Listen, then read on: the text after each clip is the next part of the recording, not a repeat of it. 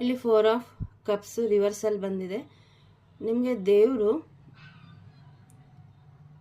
ನಿಮ್ಮ ಜೊತೆ ಇದ್ದಾರೆ, ಬ್ಲೆಸ್ಸಿಂಗ್ಸನ್ನು ಕೊಡ್ತಾ ಇದ್ದಾರೆ. ಬಟ್ ನೀವೇನು ಮಾಡ್ತಾ ಇದ್ದೀರಾ, ಬೇರೆಯವ್ರಿಗೂ ಹೋಲಿಸ್ಕೊಂಡು ಅದನ್ನು ನೋಡ್ದೇನೆ ತುಂಬ ಸ್ಯಾಡಾಗಿ ಫೀಲ್ ಮಾಡ್ತಾ ನನಗೆ ಯಾರೂ ಇಲ್ಲ, ನನಗೆ ಯಾರೂ ಹೆಲ್ಪ್ ಮಾಡಲ್ಲ, ನನ್ನ ಜೀವನದಲ್ಲಿ ಏನೂ ಆಗ್ತಾ ಇಲ್ಲ ಅಂತ ಸುಮ್ಮನೆ ಕೂತ್ಬಿಟ್ಟಿದ್ದೀರ. ಆದರೆ ಇಲ್ಲಿ ಏನು ಮಾಡಬೇಕು ಅಂತ ಹೇಳ್ತಾ ಇದ್ದಾರೆ ಅಂದರೆ ತಾಯಿ, ಆ ಬ್ಲೆಸ್ಸಿಂಗ್ಸನ್ನು ಅಬ್ಸರ್ವ್ ಮಾಡಿ ಅವ್ರು ಏನು ಹೇಳ್ತಿದ್ದಾರೆ ಅಂತ ಕೇಳಿಸ್ಕೊಳ್ಳಿ.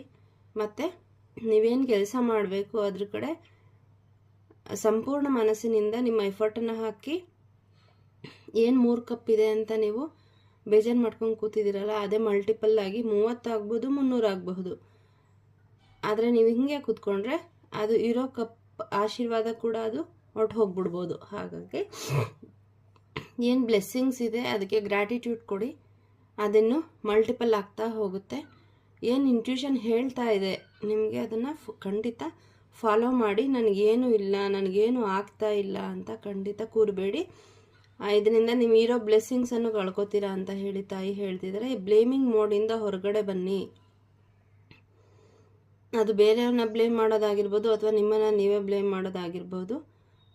ಸೊ ಅದನ್ನು ಬಿಟ್ಟು ಏನು ಬ್ಲೆಸ್ಸಿಂಗ್ ಸಿಗ್ತಾ ಇದೆ ತಾಯಿ ಕಡೆಯಿಂದ ಅದನ್ನು ನೀವು ನೋಡಿ, ನಿಮ್ಮ ಇಂಟ್ಯೂಷನ್ ಹೇಳ್ತಾ ಇದೆ ನಿಮಗೆ, ನಿಮ್ಮ ಇಂಟ್ಯೂಷನ್ನ ನೀವು ನೆಗ್ಲೆಕ್ಟ್ ಮಾಡ್ತಾ ಇದ್ದೀರಾ. ಇದು ದೇವಿ ಹೇಳ್ತಾ ಇರೋದಲ್ಲ, ನನ್ನದೇ ಮನಸ್ಸಿನ ಮಾತು ಅಂತ. ಆ ಥರ ಖಂಡಿತ ಮಾಡಬೇಡಿ. ಇದರಿಂದ ಕೈ ತಪ್ಪಿ ಹೋಗೋ ಸಾಧ್ಯತೆ ಜಾಸ್ತಿ ಇದೆ. ಈಗಲಾದರೂ ಎಚ್ಚೆತ್ಕೊಳ್ಳಿ, ಕೊರಗಬೇಡಿ.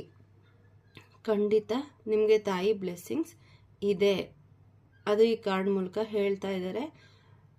ಸೊ ಅದೇನಿದೆ ಅಂತ ಅಬ್ಸರ್ವ್ ಮಾಡಿ, ಬರೆಯೋದಕ್ಕೆ ಜರ್ನಲಿಂಗ್ ಮಾಡೋದಕ್ಕೆ ಶುರು ಮಾಡಿ. ಆಗ ನಿಮ್ಮ ಥಾಟ್ಸ್ ಎಲ್ಲ ಈಸಿಯಾಗಿ ಫ್ಲೋ ಆಗುತ್ತೆ. ನಿಮ್ಗೆ ಏನು ಮೆಸೇಜ್ ಬರಬೇಕು, ಗೈಡೆನ್ಸ್ ಬರಬೇಕು, ಅದರಲ್ಲಿ ನಿಮ್ಮ ಮನಸ್ಸಿಗೆ ಬರುತ್ತೆ.